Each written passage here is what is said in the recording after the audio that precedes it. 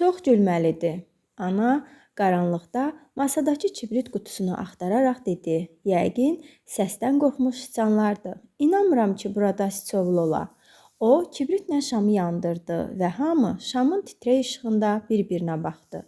Baxın, ana dedi. Siz həmişə maraqlı bir hadisənin baş verməyini arzulayırdınız. İndi buyurun. Bu da sizə əsl macəra. Xanım Winnie'dən xahiş etmişdim ki, bizə az çörək, yağ və ət gətirib şam yeməyi hazırlasın. Yəqin artıq qonaq otağında süfrə hazırdır. Gəlin ora gedək. Qonaq otağına giriş mətbəxdən idi. Onlar əllərində şamla içəri daxil olanda buranın qonaq otağına görə qaranlıq olduğunu gördülər. Mətbəxin divarları əhəylə ağardılmışdı. Bu otağın divarları isə döşəmədən tavana qədər tünd taxta ilə örtülmüşdü. Tavana isə boydan boya tünd rəngli ağır şalbanlar vurulmuşdu. Səliqəsiz, tozlu qonaq otağındakı əşyalar artıq keçmişdə qalan köhnə evdən gətirilmişdi. O günlər necə də uzaq görünürdü. İndi ətrafına stullar düzülmüş masa olsa da, onun üstündə şam yeməyi yox idi. Gəlin o biri otaqlara baxaq, ana təklif etdi. Bir otaqda qarma-qarışıq yerləşdirilmiş mebel, qazan dəsti, saxsı qablar, müxtəlif qəribə əşyalar var idi. Amma heç yerdə yeməli bir şey gözə dəymirdi. Hətta ambarda belə bir kənarda paslanmış tavadan və sınıq boşqabdan başqa heç nə yox idi. Çox qəribə qadındı, ana deyindi. Pulu götürüb gedib və hələ də bizə yeməyə bir şey gətirməyib. Belə çıxır ki, biz şam yeməyi yeməyəcəyik. Filiz təəssüflə soruşdu. Geri çəkiləndə təsadüfən sabun qabının üstünə çıxıb onu sındırdı. Əlbəttə yeyəcəyik, ana əminliklə söylədi. Sadəcə zirzəmidə saxladığımız böyük qutulardan birini açmaq lazımdır. Filiz, əzizim, yeriyəndə ayağının altına bax. Peter, şamı saxla. 5 taxta pillə qapısı mətbəxə açılan zirzəmiyə aparırdı. Əslində bura heç zirzəmi də deyildi, çünki mətbəx kimi hündür yer idi. Peter şamı tuturdu, ana isə etibarlı olsun deyə ağzı möhkəm mismarlanmış böyük yeşiyi açmağa çalışırdı. Bəs çəkic hardadır? Peter soruşdu. Məncə qutunun içindədir, ana dedi. Bundan başqa bizim kömür xəkandazımız və mətbəx maşamız var. Ana bu sözləri deyə-deyə qutunu açmağa çalışırdı. Qoy mən açım. Peter bunu anasından yaxşı edəcəyinə inamla dedi. Həmişə biri sobanı qalayanda, yeşiyin ağzını və ya kəndirin düyününü açanda, başqası bunu ondan daha yaxşı edəcəyini düşünür. Ana, əlini əzəcəksən. Roberta narahatlıqla dilləndi. Qoy mən açım. Kaş ki atam burada olaydı, Filiz dedi. O 2 dəqiqəyə yeşiyi açardı. Bobby, niyə məni dürtmələyirsən? Dürtmələmirəm, Roberta dedi. Elə bu vaxt yeşiyin qapağındakı uzun mismarlardan biri cırıldaya-cırıldaya çıxmağa başladı. Beləcə birinci taxta, ardınca isə digər 3-ü yerindən çıxarıldı. Taxtaların üstündəki uzun mismarlar şam işığında qorxunc dəmir dişlər kimi parlayırdı. Ana sevinclə qışqırdı. Burada bir neçə şam var. Qızlar, əvvəlcə onları yandırın. Mətbəxdə fincanlar və nəlbəkilər görəcəksiniz. Nəlbəkiyə bir neçə damcı ərinmiş şam damdırıb, şamı onun üstünə yapışdırın. Neçə şam yandıraq? İstədiyiniz qədər. Ana şadyanalıqla söylədi. Əhval-ruhiyyəmizin yaxşı olması çox vacibdir. Yalnız bayquşlar qaranlıqda sevinə bilər. Beləliklə, qızlar şamları yandırdılar. Elə ilk kibritin ucu qopdu və sıçrayıb Filizin barmağını yandırdı. Roberta dedi ki, bu sadəcə balaca, əhəmiyyətsiz bir yaradır. Lakin Filiz özünü elə aparır ki, sanki yandırmaq cəzasının dəbdə olduğu dövrdə Romalılar tərəfindən tonqalda yandırılan bir qurbandır. Qonaq otağını 14 şamla işıqlandırandan sonra Roberta kömür və odun gətirib sobanı qaladı. Bu il may ayı yaman soyuq keçir. O, böyük qız ədası ilə dedi. Artıq qonaq otağı sobanın və şamların işığında tamamilə fərqli görünürdü. İndi tünd taxta üzlüklü divarlarda oyulmuş ilmələr və burmalar aydın görünürdü. Qızlar otağı tələsi yığışdırdılar, stulları divar boyu düzdülər, qalan xırda zirzibili küncə toplayaraq bir zamanlar atanın nahardan sonra oturduğu böyük dəri kreslonun arxasında gizlətdilər. Afərin, ana əlində cürbəcür yeməklər olan məcməyi ilə içəri girəndə dedi. Bax bu başqa məsələ. Bircə süfrəni masaya sərim və süfrə adi açarla açılan kilidli sandıqda idi və asanlıqla oradan çıxarıb masanın üstünə sərəndən sonra əsl ziyafət başlandı. Çox yorğun olmalarına baxmayaraq, dadlı və nəfis şam yeməyi onların keyfini açdı. Süfrədə müxtəlif peçenyelər, sardin balığı, konservləşdirilmiş zəncəfil, kişmiş, quru meyvələr və mürəbbələr var idi. Nə yaxşı ki, Emma xala ambarda olanları bizim üçün yığıbmış, ana söylədi. Filiz, mürəbbəli qaşığı sardinlərin arasına qoyma. Yaxşı, anacan. Filiz qaşığı peçenyələrin yanına qoydu. Birdən Roberta dilləndi. Gəlin Emma xalanın şərəfinə içək. Bütün bu yeməkləri yığıb bizim üçün qoymasaydı, nə edərdi? Emma xala sağ olsun. Badələrin yerini bilmədiklərinə görə onlar Emma xalanın sağlığına içmək istədikləri zəncəfil şərabını və suyu söyüd budağı naxışlı çay fincanlarında içdilər. İndi uşaqlar Emma xalaya qarşı biraz haqsızlıq etdiklərini başa düşürdülər. Doğrudur, o ana kimi mülayim, gülərüz deyildi, lakin onlar üçün yemək ehtiyatını hazırlayıb yığan məhz Emma xala idi. Yorğan döşəyi yığan da elə olmuşdu. Beləliklə, mebel daşıyan kişilər çarpayları yerləşdirəndən az sonra yataqlar artıq hazır idi. Gecəniz xeyrə qalsın əzizlərim, ana dedi. Burada siçovulun olmadığından əminəm, amma yenə də hər ehtimala qarşı qapını açıq qoyuram. Otağınızda siçan görərsinizsə, gəlib onun başına oyun açmağım üçün qışqırmağınız yetər. Ana bunları deyib öz otağına getdi. Roberta balaca saatın zəng səsinə oyandı. Gecə saat 2 idi. Bu səs Robertaya kilsə zəngini xatırlatdı. Hələ də ananın otağından narahat addım səsləri eşidilirdi. Səhər Roberta Filizin saçını yavaşca, lakin bilərəkdən çəkib onu yuxudan oyatdı. Nəsə olub? Filiz yuxulu soruşdu. Oyan, oyan, Roberta dedi. Biz təzə evdəyik, unutmusan? Bizim xidmətçimiz yoxdur. Gəl qalxıb anaya kömək edək. Səssizcə aşağı düşək və ana oyanana qədər bütün işləri görək. Mən Piteri oyadaram. Biz geyinənə qədər o da hazır olar. Beləliklə, onlar cəld və səssizcə geyindilər.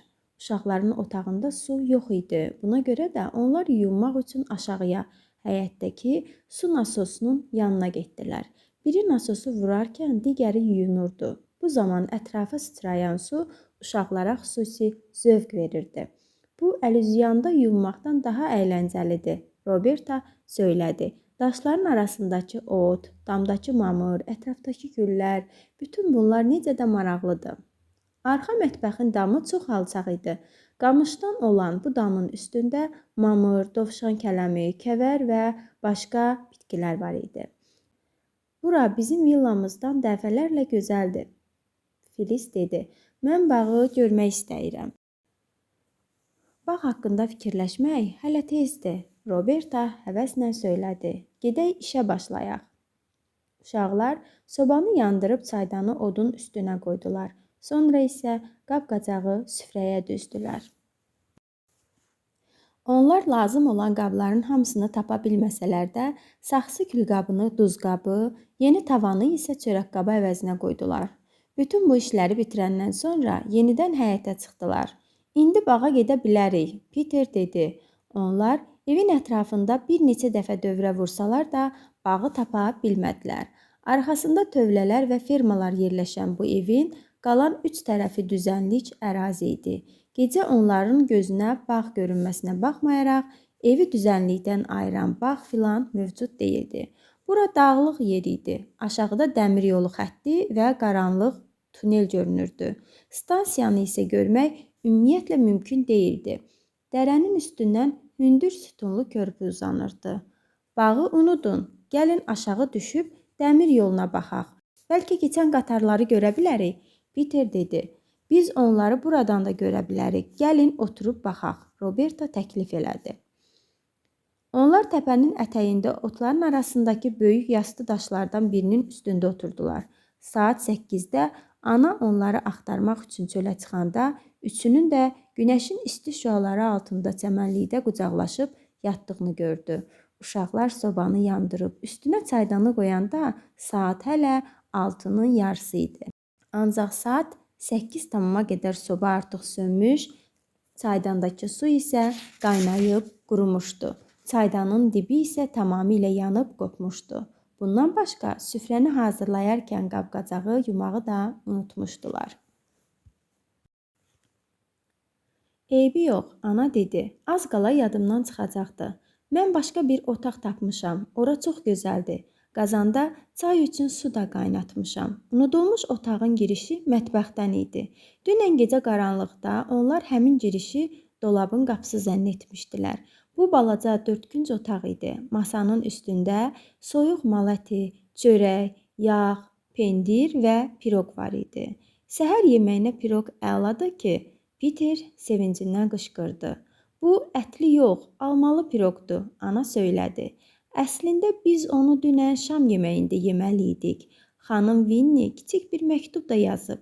Kürəkəninin qolu sındığından o evə tez getməli olub. Bugün isə saat 10 tamamda gələcək. Səhər yeməyi çox gözəl keçdi. Günə soyuq almalı piroqla başlamaq bir qədər qəribə olsa da, uşaqlar bunu ətli piroqdan üstün tutdular.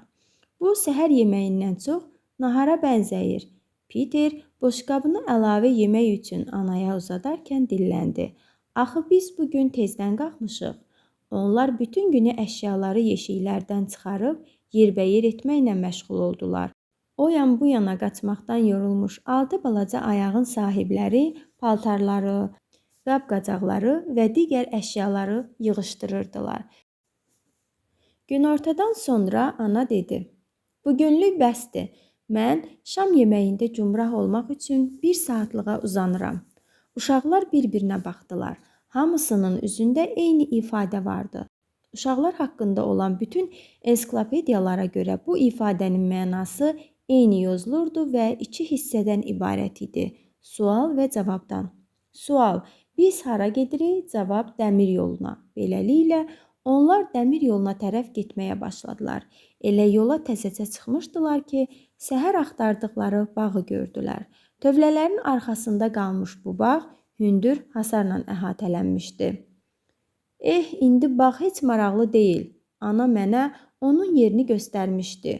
Ora sabah yollanarıq. İndi isə dəmir yoluna gedək, Peter təkid etdi. Dəmir yoluna gedən cığır təpə aşağı adda-budda bitən naz çiçəyi kollarının və bayram noğulu kimi gözə dəyən sarımtıl boz daşların arasından məxmər kimi qısa otla örtülmüş yaşıl çəmənlikdən keçirdi. Cığırın sonunda dik eniş və taxta çəpər var idi. Nəhayət, dəmir yolunun günəş işığında parlayan reysləri, teleqraf xətləri, dirəkləri və nişanları insanı özünə cəlb edirdi. Uşaqlar hasarın üstünə çıxdılar və qəfildən gürültü səsini eşidib qeyri-ixtiyarı sağa, sıldırım qayanın içindən keçən qaranlıq tunelə tərəf baxdılar. Elə bu an tuneldən qulaq batıran uğultu səsi ilə çıxan qatar düz onların yanından ötüb keçdi. Uşaqlar onun sürətini dəmir yolundakı cıngıl daşların səsindən hiss edirdilər. Uf, Roberta dərindən nəfəs alıb dedi. Sanki nəhəng əjdaha idi. Məncə, əjdaha yuvası da elə bu tunelə bənzəyir, Filiz dedi. Peter dilləndi. Nə vaxtsa qatara bu qədər yaxın ola biləcəyimizi ağlıma belə gətirməzdim. Bu ən gözəl idmandır. Oyuncaq paravozdan da yaxşıdır, Roberta şübhə ilə soruşdu. Robertanı adı ilə çağırmaqdan yoruldum. Məndən başqa heç kəs onu belə səsləmir. Hamı onu Bobby deyə çağırır. Odur ki, mənim də onu belə çağırmağım qəbahət olmaz. Bilmirəm, bu tamamilə başqa şeydir. Həqiqi qatarı görmək bir qədər qəribədir. O çox uzun idi, elə deyilmi? Peter soruşdu. Biz həmişə qatarı yalnız platformalardan görürük. Filiz fikrini bildirdi. Maraqlıdır, görəsən bu qatar Londona gedir? London atanın getdiyi şəhərdir. Bobbi mızıldandı. Gəlin stansiyaya gedib öyrənək. Peter təklif etdi. Onlar dəmir yolu reyslərinin yanı ilə irəliləyirdilər. Yuxarıda isə teleqraf xətləri dızıldayırdı. Qatarda gedərkən teleqraf dirəkləri arasındakı məsafə o qədər qısa görünür ki, sürətlə hərəkət edən vaqonda heç dirəkləri ardıcıl saymaq mümkün deyil. Amma piyada gedərkən dirəklərin bir-birindən kifayət qədər aralı olduğu görünür. Nəhayət, uşaqlar stansiyaya gəlib çıxdılar. Onlardan heç biri indiyədək stansiyada olmamışdı. Yalnız stansiyaya qətiyyən maraq göstərməyən və ondan yalnız səfərə çıxmaq yeri kimi istifadə edən, böyüklərin müşayiəti ilə qatara minəndə və ya qatar gözləyəndə buranı görmüşdülər və salam. Əvvəllər heç vaxt siqnal postuna naqilləri görə biləcək və mexanizmin güclü təkanı altında sirli ping-ping səsini eşidəcək qədər yaxınlaşmamışdılar. Bir-birindən kifayət qədər aralı olan reyslərin yerləşdirildiyi şpalların üstü ilə gəzmək əyləncəli idi. Bu, onların və Bobbinin bir vaxtlar icad etdiyi oyunun pillələrinə bənzəyirdi. Stansiyaya bilet kassasının yanından yox, platformaya düşən dik yolla gizlincə gəlməyin özü bir əyləncə idi. Divarına qatarların hərəkət cədvəli vurulmuş gözətçi köşkündə qəzet oxuduğu yerdə mürgüləyən gözətçini oğrun-oğrun seyr etmək özü də həyəcanlı məşğuliyyət idi. Stansiya saysız-hesabsız kəsişən xətlərlə dolu idi ki, onlardan da bəzisi sanki işdən yorulub ömürlük təqaüdə çıxmış kimi yarımçıq kəsilirdi. Reyslərdə yük qatarları, stansiyanın digər tərəfində isə böyük kömür yığını görünürdü. Bu, sizin kömür anbarında görə biləcəyiniz adi kömür topası deyildi. Böyük dördkünc kömür parçaları kərpic kimi üst-üstə yığılaraq, uşaqlar üçün Bibliya hekayələri kitabındakı düzənlik şəhərləri kimi təsvir olunan kömürdən tikiliyə bənzəyirdi. Kömür yığınının digər tərəfində əhənglə çəkilmiş bir xətt görünürdü. Stansiya qapısının zəngi 2 dəfə çalınanda gözətçi otaqdan çıxdı. Peter onunla nəzakətlə salamlaşıb, dərhal kömürün üstündəki ağ nişanın nə məqsədlə qoyulduğunu soruşmağa tələsdi. Kömürün miqdarını bilmək üçün, deyə gözətçi cavab verdi. Bu üsulla biz onun oğurlanıb oğurlanmadığını bilirik. Buna görə də cavan oğlan onu ciblərinə yığıb aparma. Peter bunu gülməli zarafat kimi qəbul edib, gözətçinin çox mehriban adam olduğunu düşündü. Lakin sonralar Peter onun sözlərinin tamamilə başqa məna daşıdığını da dərk etdi. Siz nə vaxtsa bağ evinin mətbəxindəki sobanın yanına acımaq üçün qoyulmuş xəmir heç görmüsünüzmü? Əgər görmüsünüzsə və bu vaxt gördüyünüz hər şeylə maraqlanacaq yaşda olmusunuzsa, onda mütləq barmağınızı tasda böyük göbələk kimi qalxan xəmirə batırdığınızı da xatırlayırsınız. Əvvəlcə barmağınızın yerində xəmirdə dərin iz qalsa da, çox keçmədən onun yavaş-yavaş yoxa çıxdığını və xəmirin yenidən əvvəlki şəklinə düşdüyünü də unutmamısınız. Təbii ki, bu vaxt əlləriniz çirkli olsa, onda xəmirdəki iz də qara rəngdə olacaq. Atanın yoxluğu və ananın kədərli olması da uşaqlara təsir etmişdi. Amma onlar nə qədər çox təsirlənsələr də bu vəziyyət çox çəkmədi. Uşaqlar atanı bir an belə unutmasalar da, tezliklə onsuz yaşamağa alışdılar. Məktəbə getməməyə, öz otağında bütün günü yazı yazan ananı az-az görməyə də alışdıqları kimi. Ana yalnız çay içmək üçün aşağı enər və yazdığı hekayələri ucadan onlara oxuyardı. Çox gözəl hekayələr idi. Qayalar, təpələr, ağaclar, kanallar və hər şeydən əvvəl isə dəmir yolu o qədər yeni və cəlb edici idi ki, villada yaşadıqları həyat artıq bir yuxu kimi çox uzaqlarda qalmışdı. Ana uşaqlara dəfələrlə indi kasıbıq desə də, bu onlar üçün yalnız söz idi. Böyüklər, xüsusilə də analar çox vaxt əslində heç bir mənası olmayan sadəcə nəsə demək xətrinə danışırlar. Ailənin yenə də kifayət qədər yeməyi var idi və indiyə qədər geyindikləri gözəl paltarları hələ də geyinirdilər. Lakin iyunda 3 gün möhkəm yağış yağdı. Bu zaman hava da çox soyuq idi.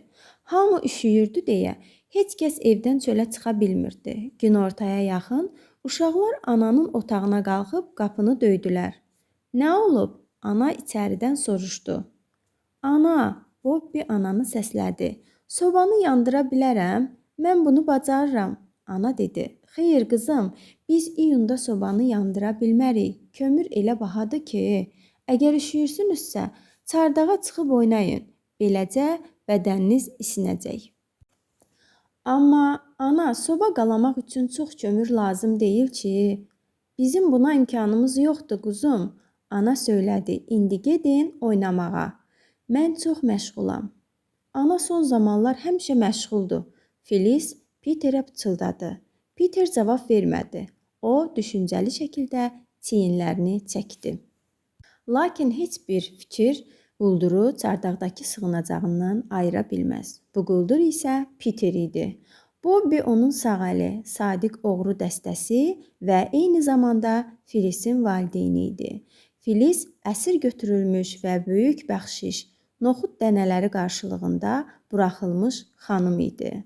Onlar dağ quldurları kimi coşqun və gümrah vəziyyətdə çay içmək üçün aşağı indilər. Lakin Filiz çörəyə cem və yağ çəkmək istəyəndə ana dedi. "Cem və ya yağ, əzizim, cem və yağ, yox. Axır vaxtlar bizim firavan həyat sürməyə imkanımız yoxdur." Filiz yağ çörəyini səssiz yeyib bitirdi və ardınca çörəklə cem yedi.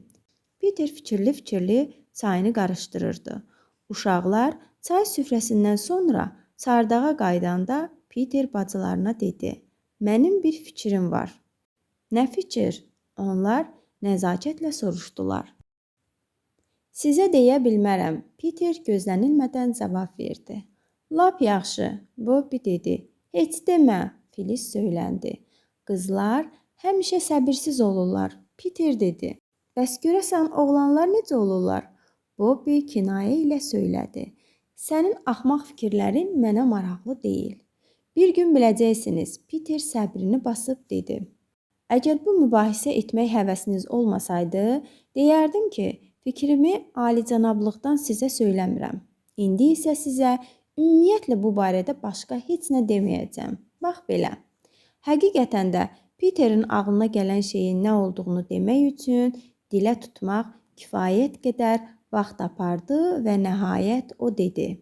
"Bunu sizdən gizlətməyimin yeganə səbəbi eləmək istədiyim işin səhv nəticələnə biləcəyi ehtimalıdır. Ona görə də sizi bu məsələyə qarışdırmaq istəmirəm." "Əgər səhvdirsə, onda eləmə, Peter," Bobbi dedi. "İcazə ver, mən edim." Lakin Filiz dedi. "Siz yanlış addım atmaq istəyirsinizsə, mən də istəyirəm." "Yox," Peter bacılarının cəsarətinə heyran qalmışdı. "Bu ümidsiz işdir, ancaq mən bunu edəcəm. Sizdən yalnız bir istəyim var. Ana məni soruşanda ağzınızdan heç nə qaçırmayın." "Bizim ağzımızdan qaçıracaq heç bir məlumatımız yoxdur," Bobbi hiddətlə dedi. Var, Peter noxudu barmaqlarının arasında səpələyərək dedi. "Sizə etibarım sonsuzdur. Mən bir macəraya yollanıram. Bəzi adamlar bunun yanlış addım olduğunu düşünə bilər. Amma mən belə düşünmürəm. Əgər anam məni xəbər alsa, mədəndə oynadığımı deyin." "Hansı mədəndə? Sadəcə mədən deyin." "Peter, sən bizə deməlisən. O zaman kömür mədəni deyərsiniz. Lakin işgəncəyə məruz qalsanız da ağzınızdan bir kəlmə qaçırmayın." "Bizə hədə qorxu gəlmə," Bobbi dedi. "Məncə biz də sənə yardım etməliyik.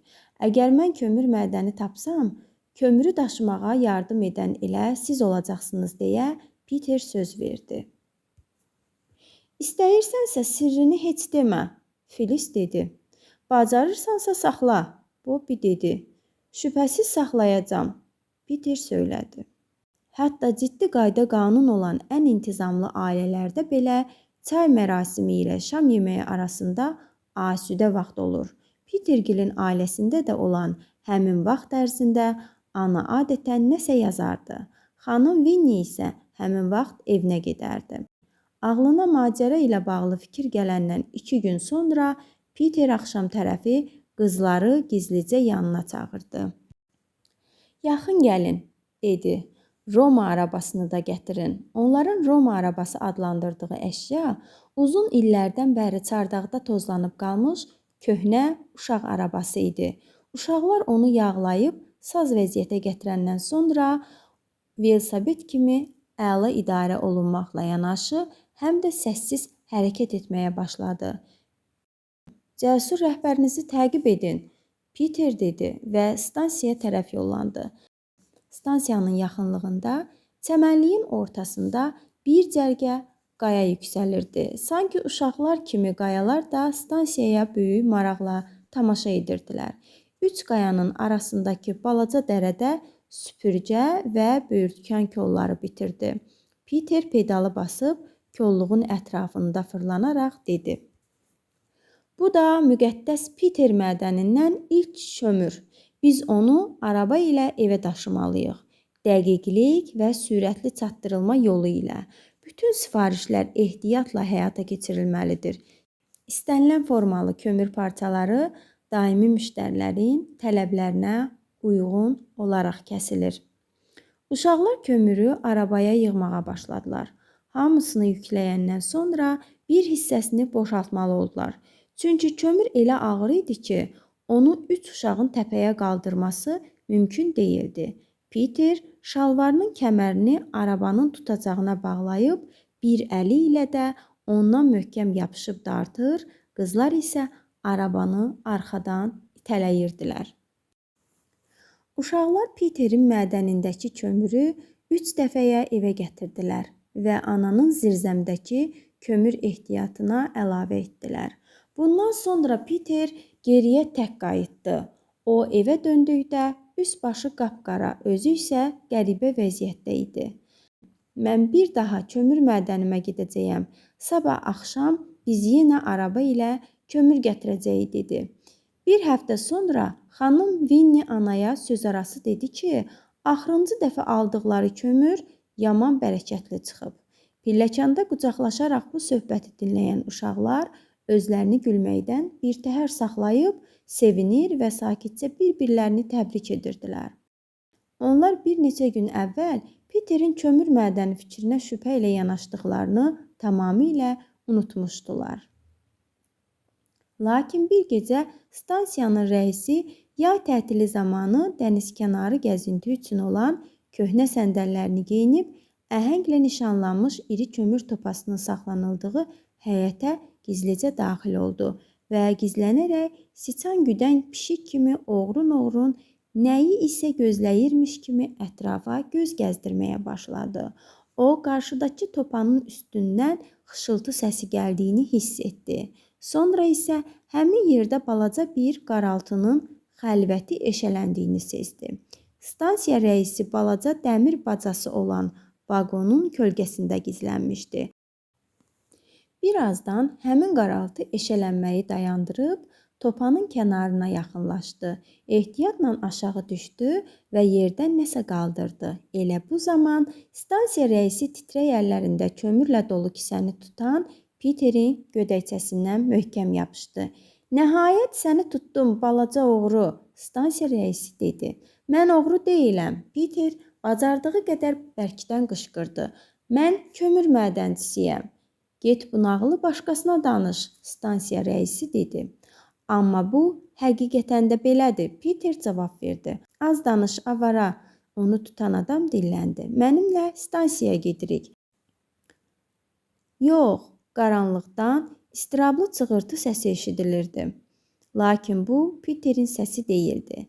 Polis stansiyasına yox, Zülmət qaranlığın içindən başqa bir səs də əvvəlki səsə qoşuldu. Hələ yox, stansiya rəisi dedi. Əvvəl dəmir yolu stansiyasına gedək. Dəstəniz neçə nəfərdən ibarətdir? Yalnız bizik, Bobby və Filiz dedi. Onlar qatarın arxasından çıxdılar. Qatarın üstündə ağ təbaşirlə əfsanəvi yazı yazılmışdı. 1 nömrəli yollar üçün. Məni belə güdməkdə məqsədiniz nədir ki? Peter qəzəblə soruşdu. Elə əsl səni güdmək vaxtıdır, stansiya rəisi dedi. Gedək stansiyaya. Yox, Bobby etiraz etdi.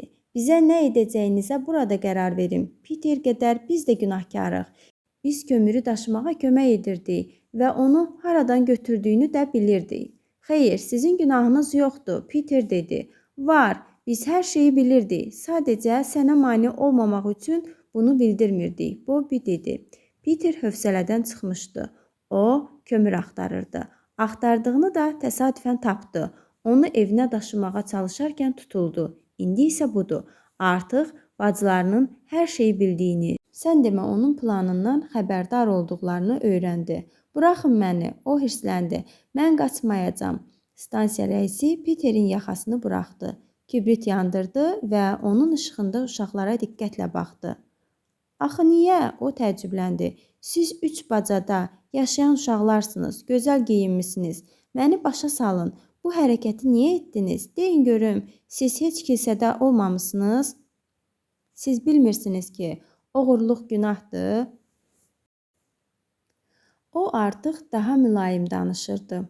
Peter dedi, mən oğurluq etdiyimi düşünmürdüm. Bunun belə olmadığına tam əmin idim. Fikirləşirdim ki, kömürü yalnız topanın kənarından götürsəm, bu oğurluq olar. Topanın ortasını isə öz aləmimdə mədən hesab edirdim. Buradakı kömürün hamısını yandırıb ortaya çatmaq üçün sizə 1000 illər lazımdır. Bu belə deyil. Sən bunu əylənmək məqsədi ilə edirdin.